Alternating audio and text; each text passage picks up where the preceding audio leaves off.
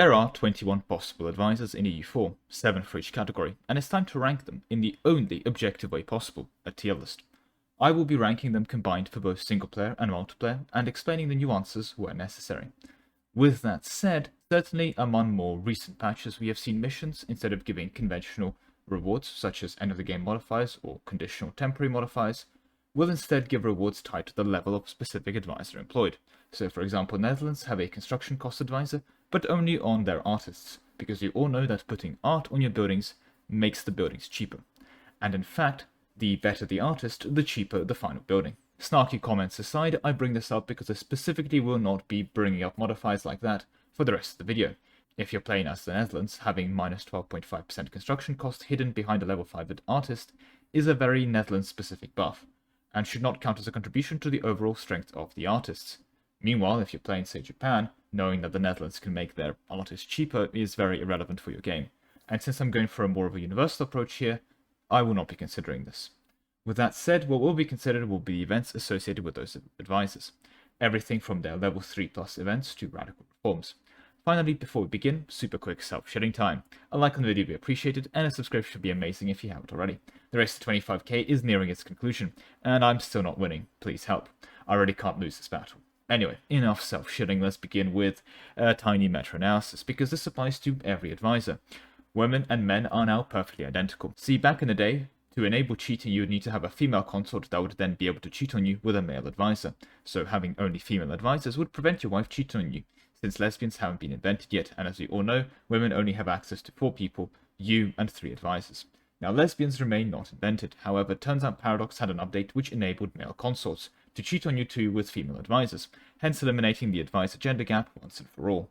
If you're already worried about cheating in EU4, first of all, don't be, it's like minus 10 prestige, who cares? Secondly, this can easily be avoided by ensuring that you only hire women if you're married to a woman, and only hire men if you're married to a man, exploiting the fact that history ended in 1821, but homosexuality was actually invented in 1969, during the Stonewall particularists. Before this, you were just sparkling roommates. Ironically enough, outside of sleeping with your significant other, there remains zero difference in male and female advisors according to EU4, and hence from now on that property will be ignored. And as such, we can finally begin the tier list itself with artists. Now, artists at level 3 or higher provide minus 20% stab cost as their major event and give minus 10% stab cost passively. While not a major bonus, one of the other things that I think is important to talk about is that it matters when you desperately need to stab up. Usually this occurs during specific disasters, for when you need to get your stab high enough to get out of a disaster if you're doing badly, or if you've been stab hit out of a war and you need to keep stabbing up because you desperately need to stay in this war for, let's say, another 6 months. In general, both of these cases are usually times when you're not doing well as a nation, but you need stab cost right now, and I think this is a good way of summarizing artists. They're pretty useless when you're doing well. If you are running a well-functioning country that's not taking stab hits constantly, and you're not in a disaster, you're sitting on 1 stab, you're probably not stabbing up, the advice is going to be useless. Where advisors, like artists, are excelling are going to be in situations when you're doing really badly. If you're in the middle of a peasants' war, an artist is a really good idea to grab, because you desperately need admin points at this point. The peasants' war is draining that, it's making your stab more expensive, and you need stab to get out of it. So you need an artist to kind of fix your nation, if that makes any sense. So in this case, an artist isn't very strong when you're doing well. But I think what I really like about the artist specifically is its utility for when you're doing badly. And I think giving tools to players to mitigate issues when they're doing badly, to like give you some kind of counterplay for bad events, is a good thing. Like, an artist doesn't prevent the peasant uprising, but it makes it cheaper to deal with in terms of the admin cost for a peasant's war. And I think that utility and that ability brings it up to a B tier, even though if you're doing well inherently, you really shouldn't be grabbing this guy. And I think this applies to both multiplayer and single player in this domains, and it's a pretty universal experience to be doing badly in the game after all. And with that said, we move on to our next advisor. This is going to be, of course, none other than the Inquisitor. The Inquisitor is very consistent for both multiplayer and single player for what he does, namely he helps you convert. And I think another important thing to bring up with the Inquisitor is that if you built your nation around converting, where you have stacked missioning strength, the Inquisitor is great, because it gives you an extra little boost for where it matters, conversion cost. You want this guy if you are building around conversion. The other time when you want this guy is if you're completely ignoring conversion and you haven't built any missionary strength. Because now, you don't have any missionary strength when you convert a province, it's probably going to be converted in 150 months. You grab the Inquisitor, you've knocked it out something more reasonable. like, of course, you'd probably still go for a 150-month conversion, but, this is one of the tools you have to really speed it up and make it significantly more doable. In both of these environments, the Inquisitor is an excellent advisor to run.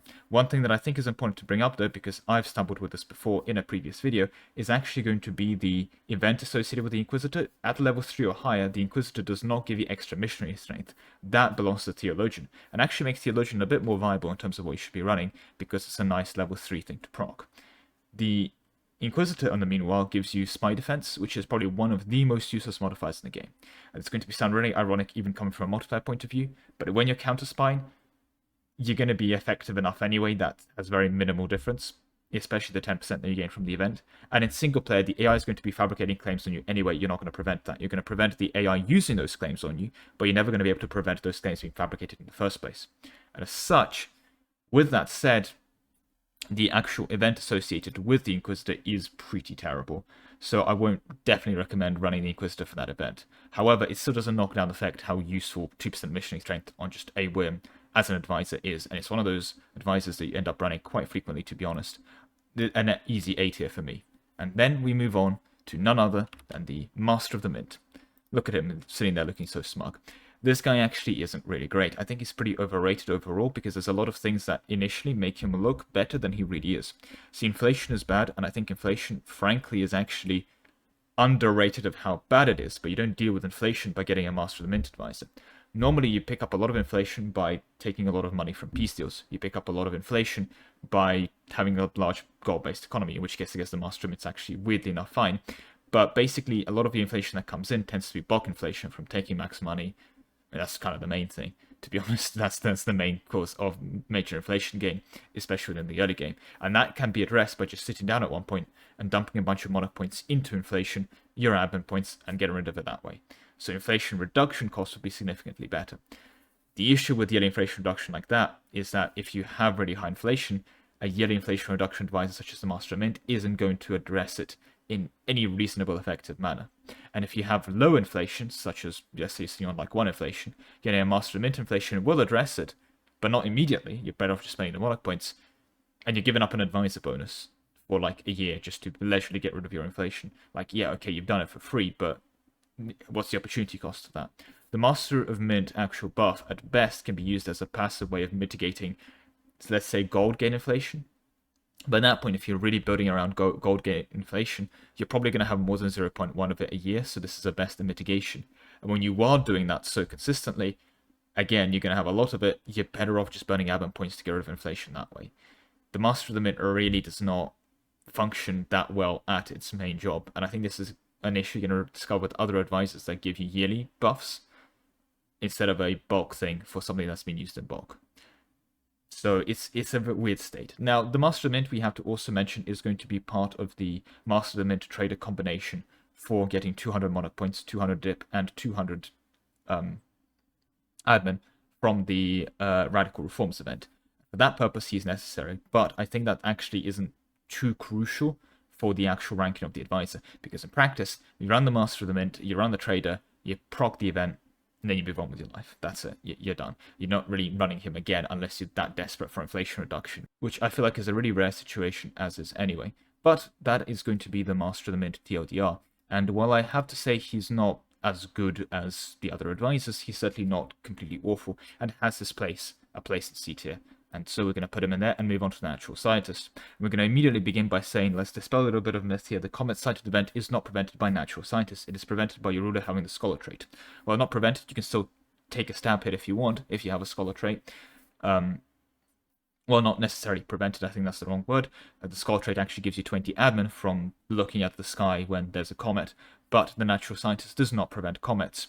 You can have a Natural Scientist to your heart's content and still take stab hits from that event. It's not that big of a deal, to be absolutely clear. It's just a very common myth I see thrown around in the EU4 community. This isn't a thing. I don't know why people decided it's a thing. This does not exist. Anyway, with that said, the advisor itself gives you 10% production efficiency, which is very consistent and very good. Like, it's not a workshop in every province and anything near that, but it's just a little bit of extra production income that really rarely goes amiss. It helps you pay for a little bit of his cost as well, and in certain situations will actually be profitable for you to run compared to not running any advisor at all, which is quite a good ability to get. He has a very nice level 3 event associated with him as well, giving you tech cost reduction, which is never amiss. and in general I think is a very, very solid tier advisor, without anything too exceptional. But if you don't have any specific advisor you're looking for, shoveling the natural scientist, you're rarely going to go wrong. So for that, he's earned his spot in B tier, and much higher than the artist, for sure. With that, though, we move on to everyone's favorite, the philosopher. This guy's useless. Giving you yearly prestige tick. I think one of the main issues with prestige tick compared to bulk prestige is that most of the time when you deal with prestige in a U4, you're not really dealing with a prestige tick, you're dealing with bulk prestige. So for example, you've just spent a bunch of prestige disinheriting an incompetent child. You've just spent a bunch of prestige keeping a vassal loyal, so on and so forth. In those situations, you'd much stronger prefer something like 0.3% prestige per development of conversion that will get you bulk prestige back up instead of something like +1 yearly prestige. Because a lot of the time, even in multiplayer, you're going to be in situations where you've built a bunch of monuments, you're going to be a great power, you've popped Defender of Faith, especially in single player to be clear, but even in multiplayer, there's enough sources of prestige to be sitting at like a cap of 100 and just sitting at 100. So to be summarizing that whole situation, well, with the philosopher, it's kind of a weird one, because if he gave bulk prestige every time you'd hire him, he'll be overpowered because you just hire him and fire him. But at the same time, the yearly prestige he gives is actually really, really weak. There are some environments where you're desperately trying to cling on prestige to get to a certain prestige for a mission or something, where you run the philosopher to decrease your decay. But it's very, very niche even then, and it's very rare in those cases. It is at best a cope for one why he might be reasonable, and he just isn't overall. In most other environments, there's no real reason to have a philosopher around. Go into D tier and go be happy. And with that, we move on to the theologian, giving you -2 unrest. Now, I think with the theologian, we have to immediately address that there is a build in EU4 where you stack unrest reduction. You go humanist, you take theologians, you take a whole bunch of other builds, and you take a whole bunch of other unrest modifiers, and what you basically do is you just don't have rebels now. With that build, you're still restrained by overextension. You can't overextend too much. I mean, 300% overextension is going to give you enough unrest for any kind of unrest build you can reasonably achieve in vanilla. But for more conventional expansion, if you're sticking below 100% overextension, and you are just sticking with conventional exception, you've stacked your humanists, you've for tolerance of other religions, of heretics and heathens, you've got your theologians, you've got a whole bunch of other unrest modifiers from whatever build you're doing. That is a viable way to just never have rebels. And the nice thing with, of course, no rebels is not only are they less annoying because you don't have uprisings constantly, you technically have more unrest to work with, you have less crown land being lost to rebels taking provinces, and you just have more manpower and money because you're not constantly spending money and manpower on troops that are just doing nothing but killing rebels. So it's not as inherently awful as a build as it may seem on first glance. However, with that said, there are limits to it. It's still going to break if you need to desperately go over your actual unrest capacity, as it were. And when you do, it's still going to hurt you as much. After all, rebels on -30 and -20 are still going to rise up, and the best way of suppressing rebellion is the -100% recent uprising policy. So that way, that kind of build is still better. The theologian, however, I'm going to be having to mark higher because I'm not going to reject the existence of that build, and for that build, the theologian is crucial for that running that -2 unrest, right? That is a big part of it. The only other time when you'd really be running a theologian is that if you have what I like to call marginal unrest, like some random event giving you +2, +3 unrest, and in combination with some low stability or whatever else is going on in your country, you end up with like your core provinces being on like 1 unrest. So you have, say, 50,000 particularists rising up, and then you could go fight them, or you could just hire a theologian and save yourself like 30k manpower and a whole bunch of money in reinforcement costs, or probably even not have to start paying for your troops by just having this guy. And in those cases, that can be relatively helpful. It's still, though, I would have to admit, quite marginal. So be careful. Within that very specific single-player expansion build, the theologian is obviously S tier because the build is built around it.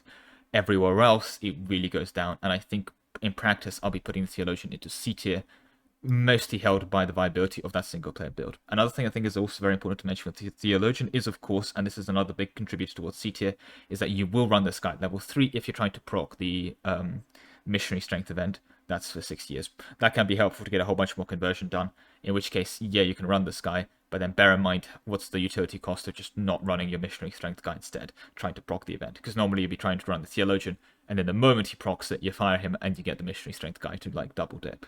So, yeah, it exists, and I think it's worth mentioning. Beyond that, not much more to say.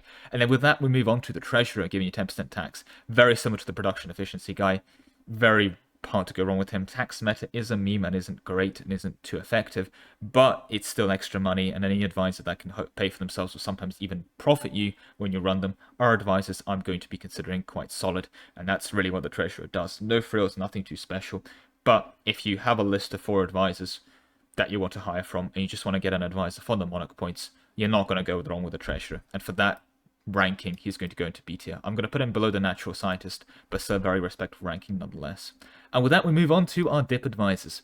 We're going to begin with the Colonial Governor, giving 10% tariffs. Now, another important thing that I think is worth mentioning with the Colonial Governor is that one of the big drawbacks that I've mentioned previously, for example, for the Theologian, is that if you're not doing a specific build, they're going to be inside your pool, they're going to be messing up your recruitment, they're going to be annoying. The Colonial Governor, meanwhile, is only going to show up if you actually have a colonist or you're colonizing, and hence you're very likely going to be doing a build that involves tariffs. For the record, the Colonial Governor gives 10% tariffs. Now, 10% tariffs most of the time is absolutely goddamn useless. It's not going to make it much of a change. Within 2 exceptions, if you're playing someone like Spain or England and you've made yourself a colonial tariff build, it's absolutely busted, and any extra 10% on that is just going to be even more money you're printing out of thin air. So within those 2 very specific domains, the Colonial Governor is actually quite good, and frankly probably gets into the S tier with how much money he's actually printing. Maybe A, because those build tends to not struggle with money anyway. However, for everyone else that's colonizing, it's going to be significantly worse, because you're not going to be making most of your money from tariffs, and he's just going to be taking up a slot in your pool. 10% tariffs is unlikely to pay for itself, is all I will say when it comes to these kind of governors. So, well, advisors. So yeah, it's a very weird one. It's very strong in a very specific build. Outside of that, it's very, very mediocre. So I think its potential makes it warrant a C tier. Beyond that, I'm not going to be ranking it any higher. And with that, we move on to the next person, the Diplomat. Now, if this was a purely single-player ranking, this guy would be S tier, top of S tier, the definition of it. This helps you take down aggressive expansion, which in single player is very important. Helps you improve relations with AIs to ally them, vassalize them, everything else in the process, which is great. And every ticking modifier in the game that has a decay rate or has a gain is affected by improved relations on the year tick. So, for example, aggressive expansion ticks down by -2 a year, but if you have plus 100% improved relations, it ticks down by -4. It increases the ticking up and down speed of certain opinion modifiers, and that is really, really strong because it basically lets people forgive and forget your previous past actions. And let's be honest, you're playing a EU4, those actions aren't going to be pretty. So yes, in single player, it's certainly an S tier. The problem, of course, is that this is a combined ranking for single player and multiplayer. And in multiplayer, improved relations suck because coalitions aren't really used. Either there's rules against it, or frankly, it's a very dangerous casus belli. For those that are unaware, for multiplayer, if you declare a coalition war, yes, you get to bring in the entire coalition. But if you win, you can't take land. You can only make them concede land and give up provinces like as subjects and so on. Well, not as subjects, but grant independence or return cores and things like that. However, if you lose a coalition war, the person that you declared on can take land from you. It is a very dangerous CB to use for that reason, because losing it is very punishing, losing a coalition war. So you tend to not see that many coalition wars in multiplayer. Normally, if there is a kind of coalition, it's normally just a verbal coalition where multiple people will ally up and declare on you, and the improved relation guy isn't going to save you there. It's somewhat useful for trying to improve relations with vassals to annex them, but a dip prep guy is better, and we'll get to that. And the other problem is, within multiplayer, there tends to be so much aggressive expansion because coalitions don't matter, that what you end up seeing is literally aggressive expansion numbers up to 200s. And what that means is that you just never going to improve relations out of it anyway, because you've truce broken like 15 times, and so you've hit the AE expansion cap, which by the way is 1,000, not 200, just to correct a previous lemon cake misconception there that I've stated that was wrong. Anyway, I digress. For multiplayer, this guy is barely hanging on to C tier, but he is so dominant in single player that I think any ranking below an A would be criminal. So into A tier he goes. Frankly, go sit at the top of it and be happy. And with that, we move on to the Naval Reformer. Naval Combat. This, if you're behind on Navy quality and you're behind on naval stuff, 10% naval morale isn't going to make you win naval battles. If you're ahead by naval quality, you're ahead on naval stuff, 10% naval morale is entirely overkill and pretty much useless.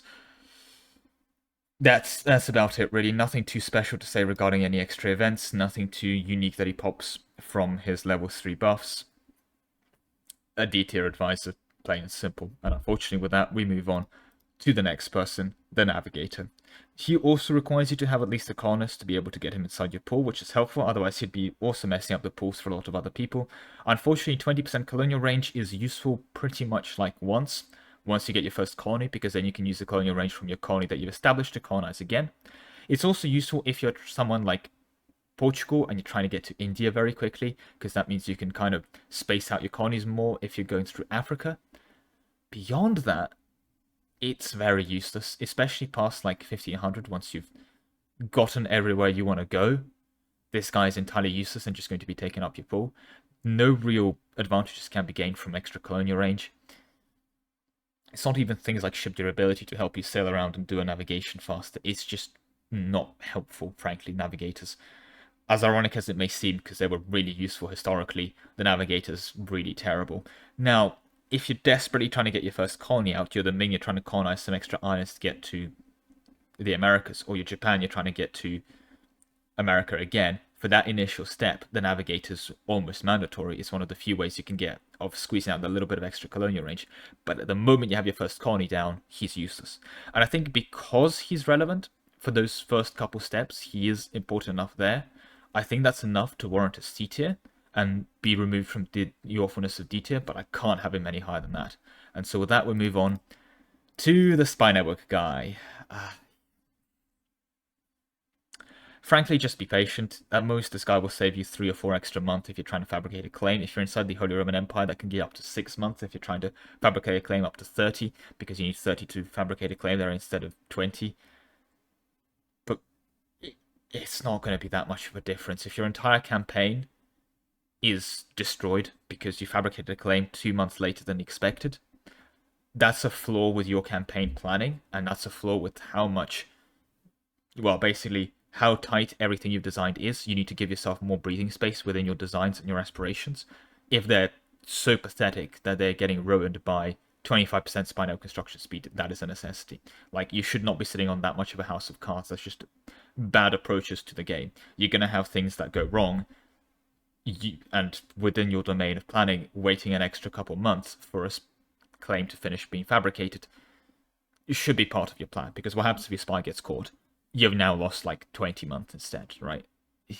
This isn't that big of a deal. The other issue is that for every other spy network action, just building a spy network and waiting is normally enough. I'll be honest, I've seen you guys play the game. You've got like 3 or 4 free diplomats usually, and even if you don't, those guys are out on auto-improve relations, which is good. That's better than them sitting around doing nothing, absolutely clear. And if you have diplomats that are sitting around doing nothing and you achieve your goals, that's still fine.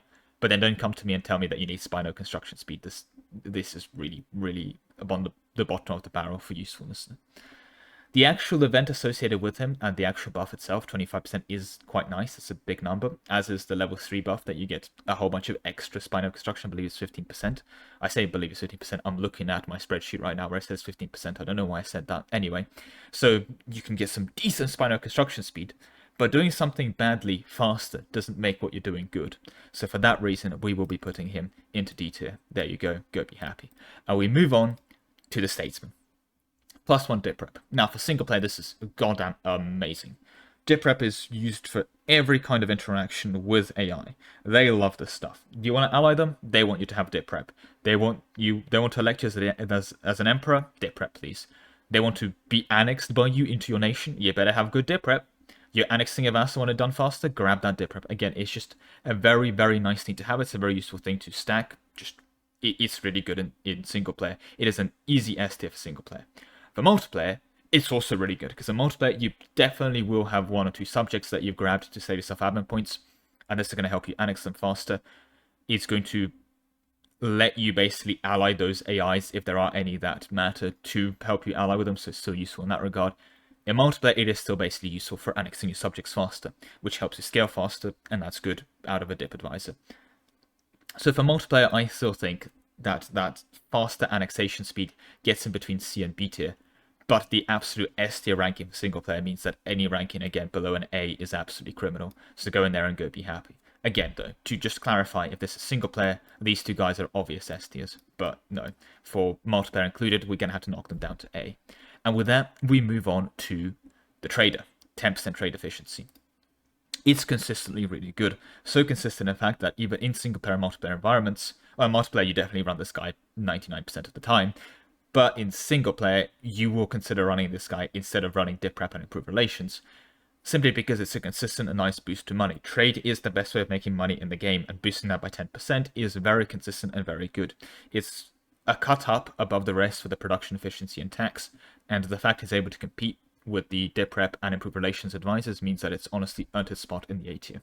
An excellent advisor that you really can't complain about. We love the trader. And so into A tier he goes. Again, a decent level 3 pop event as well. Nothing to complain about. We finally hit the mill advisors. You probably noticed by the lack of anyone placed into the S tier that this is going to have some S tier entries for them as well. So there we go. And the competition certainly is tough, but that's where the mill advisors come in. They can hold their own. Okay, enough talking about mill advisors in general. Let's begin with the army organizer. And if the army organizer was some kind of dip advisor or admin advisor, which would make no sense thematically, so I'm not asking for that feature, he will be ranked a bit higher than I'm about to. But the issue I have with the army organizer is that he's competing with a lot of other really good military advisors. So running him means you can't run the others. The other problem with him is that his actual bonus is really awkward. If you could run if you could hire this guy and give him like 50 years of payment up front and have 10% land force limit just as a modifier, that'll be a lot better because there'll be a consistent land force limit that you can then build to. The issue with this guy, of course, is that the moment he dies, you're suddenly going to find yourself over force limit. So you really don't want to utilize his bonuses too much because you're going to be over force limit when he dies. And he will die. These are all mortal men. With that said, his bonus itself isn't too amazing. 10% force limit is good, don't get me wrong, but there are certainly other better military modifiers out there. And if you're already over force limit, and you're considering to hire this guy to make your force limit debuff lower, first of all, good thinking, that is not a bad tactic. But consider just not being over force limit, as stupid as that sounds, and taking a military buff instead. Having slightly less troops, in this case literally 10% less troops, if not lower, let's say you already have a 25% buff to force limit from your ideas or whatever, a 10% will be a marginally less increase because of how modifier stacking works. You're probably better off running a discipline or morale advisor, spoilers, than running a 10% force limit advisor and just going down below on force limit. His pop event as well at level 3 is also another 10 force limit. It's not inherently awful, and he also has some utility when you're trying to gun for the military hegemon, which is the best hegemon. Oh no, I should have pronounced it hegemony. I messed up. I had this whole thing orchestrated for ages. I just pronounced hegemon correctly. Damn it. Anyway, I digress here. If you're going for mill hegemony, it's fine, right? But like outside of that, it's a really awkward one to use because you're always in a situation where you're like, this guy's going to die, I'm going to lose these buffs, I'm going to have to rebuild my army. And that's just not a state you want to be in when you're doing a lot of fighting and have a lot of other things to think about while playing EU4. So I can't rank him too highly. In single player, I think he's a bit more utility than in multiplayer because you need less military quality buffs in single player. But the other thing to bear in mind with things like quality buffs in single player is that when you do have them from just in your ideas, they actually translate into both manpower and money buffs.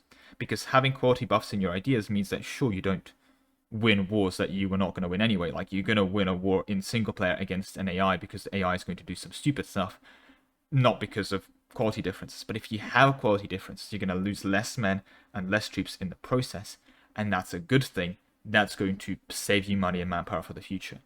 So for that reason, in single player, Force Limit Advisor I think is slightly better, but I just cannot be ranking this guy any higher than B and the lot both of B. The utility really is there for the getting the hegemons, and there's some potential plays around being over Force Limit and trying to save us some money in the process. But even as good as a flat buff of 10% Force Limit normally would be, there's just too many things working against it in the shadows. And with that, we move on to the Morale of Armies Advisor. Now, 10% Morale of Armies is actually pretty good. It's relatively consistent. It's not as amazing as some of the other buffs we've seen and will see in terms of the pure numbers. But where 10% Morale of Armies really shines is going to be his actual pop event. 20% Morale of Armies for 6 years is an excellent time to go fight your biggest enemy. That is a very massive quality swing that's going to be very effective at basically ensuring a lot of victories that you shouldn't have otherwise, and even in single player that's going to save you a lot of money and let you fight wars you probably were not confident fighting it before. So even in single player that's already up there in the A tiers because of the 20% morale that you're popping or the 10% morale consistently that you're getting. It's a very consistent, nice quality buff.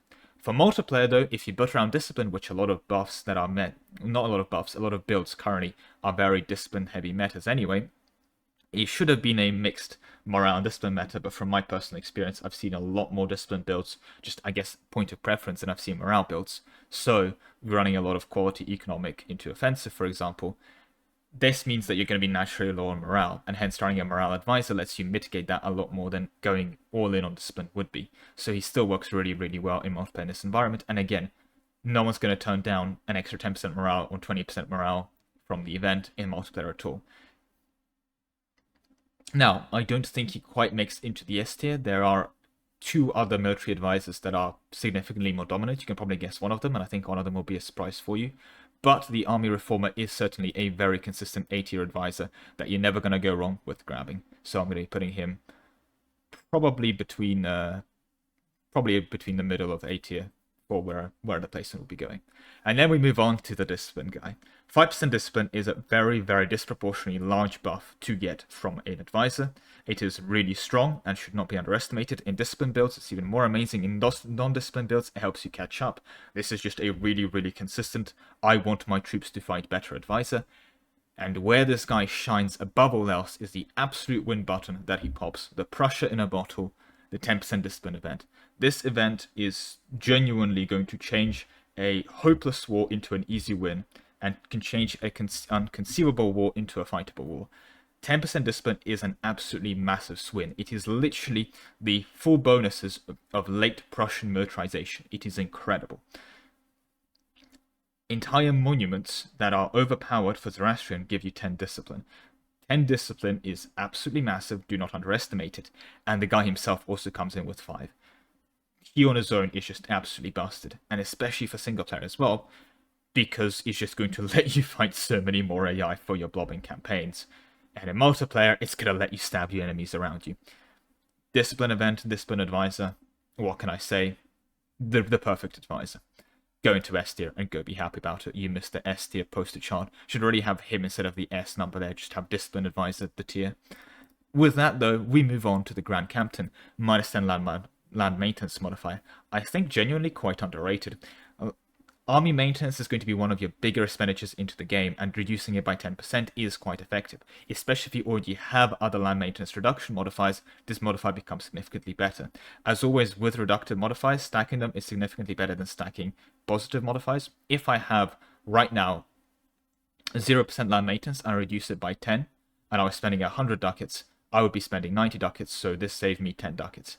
If, however, I had 80% land maintenance modifier reduction, and I was spending 100 ducats, and I got another minus 10, I would go from minus 80 to minus 90, meaning that I would go from spending 100 ducats to spending 50 ducats. Basically, any extra land maintenance you can stack becomes disproportionately more and more valuable, and this gives you a whole 10%, which is disproportionately high to other sources of land maintenance. Normally, you're getting between 5 and 10. 10 is the big ones, 5 is a lot more normal for this kind of modifier. So this is disproportionately good. Now, you don't want to be fighting with this guy. A lot of the time when you're actually fighting, you want to be running discipline and morale, but this is an excellent peacetime advisor, which I guess you're not spending that long at peace, but even then, this is going to save you a lot of money. Probably significantly better as an economic advisor than the trader, the production efficiency, and the tanks guy, frankly, combined, because of just how much you're spending on your army in both single-player and multiplayer environments. So for that reason, the Grand Captain is going to be earning his well-earned spot in A tier as well. Probably below the 2 diplomatic advisors, but still not much more higher than that. With that said, though, we move on to the 10% manpower guy. This guy is nice for just getting your manpower recovered faster. If you're at peace and you're trying to bounce back from a brutal war, this is an excellent guy to shove in and just get some more manpower take in as well. He's also great because his level 3 event gives you more manpower, which is exactly what you've got him into the job for. Basically, the guy comes in, he says, hey, Mr. Lemoncake, Mr. Person in charge of the country, I'm going to get you more men. And you go, yes, please, I want more men. And more men just arrive. No questions are asked. You have more men. Everyone's happy. This is going to be taken out of context. That sounds really wrong. Moving swiftly on. The master recruiter, his job is to get you more people. He gets you more people. Everyone's happy. The bonus isn't insanely amazing. If it was something like 20%, he'll be frankly overpowered. But for what it is really good. And frankly, that 10% over time really adds up. of course, in times of war, you're going to be wanting to switch into a discipline or morale advisor. But recovery from wars is a good way of mitigating future losses. If you've recovered to half your manpower pool and you go into a war and then you run out of manpower, you're going to be taking significantly more casualties than you would be if you had the max manpower, because you'll be fighting with half-strength regiments that will be more fragile. You'll be fighting with cannons getting to the front rows, they're going to be taking more damage than they should be, all those other things. Don't underestimate the strength of recovery, and the Master Recruiter really does well with that. With all those praises said, again, he has a lot of tough competition around him, so I really can't afford anything higher than a B tier for him. I'm sorry. And with that, we move on to the Military Engineer, giving 20% fort defense. So this guy is useful if you're doing fort trolls, if you're playing Switzerland, you're playing Georgia, you're playing around any kind of defensive build. The issue is, even with those kinds of builds, you tend to have enough fort defense stacked where you're probably better off running a morale or discipline advisor anyway and just winning the battles. It's not that good for what it provides, but it can be useful if you don't have the other two advisors and you just want to shove a advisor on to just hold off the enemy a bit longer. If you don't have a lot of fort defensiveness and the enemy doesn't have a lot of siege ability, that 20% is going to represent a much bigger swing. But again, just bear in mind, if this gets late into the game and the AI stacked 50% siege ability, you've stacked 300% fort defensiveness, there's going to be a significantly lower marginal impact from that 20% from the Military Engineer. So just something to bear in mind. Now, in terms of actual advisors, he would be significantly better if he was someone like a Dip or an Admin, so there'd be less competition with him. But he's competing with significantly better advisors all around him, and I think that really, really holds him back. Overall, Military Engineers, I mean, again, they are going to be held alive out of the D tier simply because of their utility for things like Switzerland builds. But frankly, I will be lying if I gave them anything higher than a C tier. So they'll be going to C tier and they're going to be happy. And we finally move on to the Quartermaster. If you've been paying attention, you probably spot where he's going, and he's going to go into S tier. And why is that? And that's because he is absolutely amazing, and I think he's really severely underrated among the average EU4 community. He is well liked among the super tryhard enjoyers, but the reason basically is reinforcement speed is very crucial in terms of recovering from battles and getting back into the battles. So what do I mean for that from a multiplayer point of view?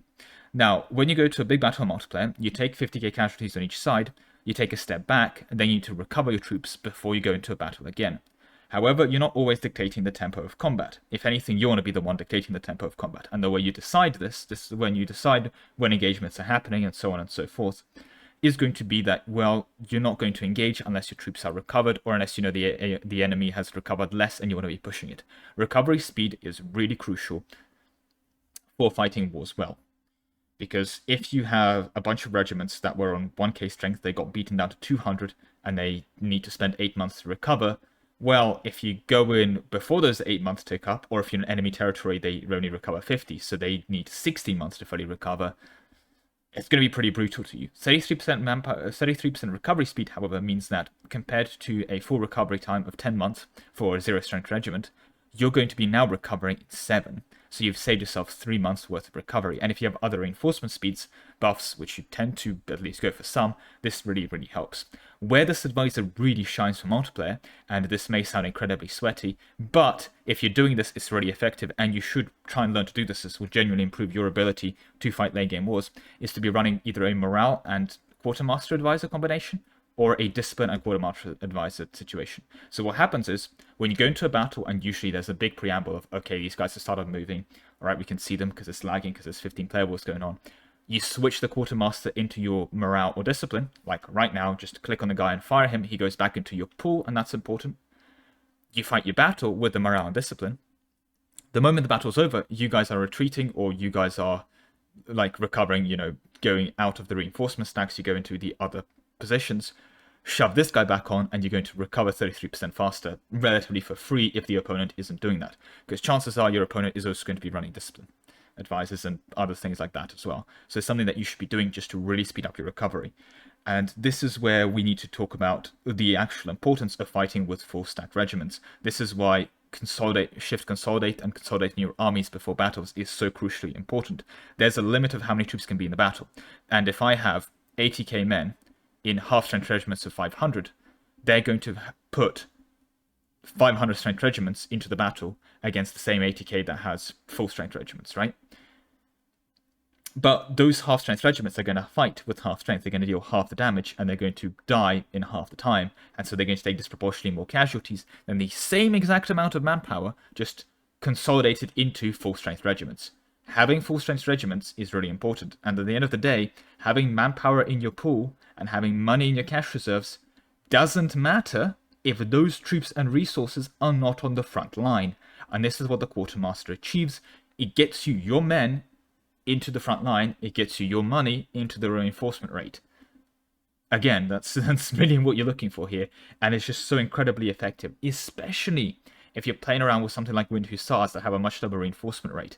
This guy becomes almost mandatory for those kind of situations, because you're going to be recovering at base half rate of 50%. If you're an enemy territory, you're doing an offensive campaign, you're recovering 25 men a month, and suddenly to recover a 0 strength Hussar regiment, you're going to have to wait for like the next war to start before it actually fully recovers.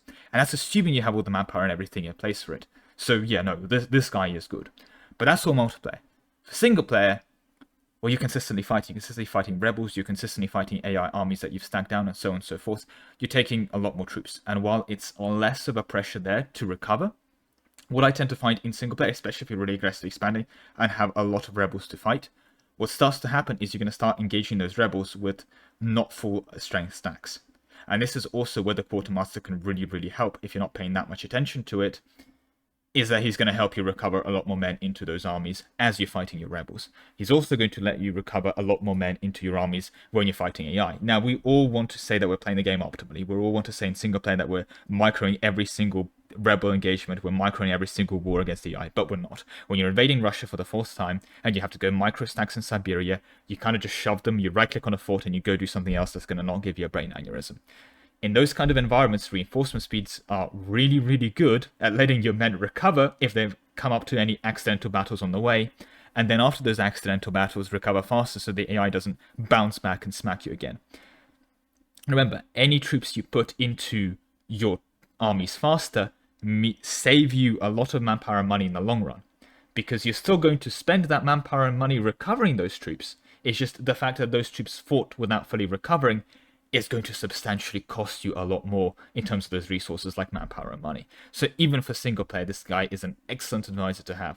I think genuinely an A tier on single player alone, just for those abilities and the ability to be mindless. But he's such a strong presence in multiplayer, I'm going to have to put this guy to S for multiplayer too. With that though, that is going to be the full ranking. You can see it here. Thank you very much for watching. That is all I have time for today. And as always, thank you very much for my channel members, especially Ark, Solar, Suleiman, W Haste, and Sebastian Haller.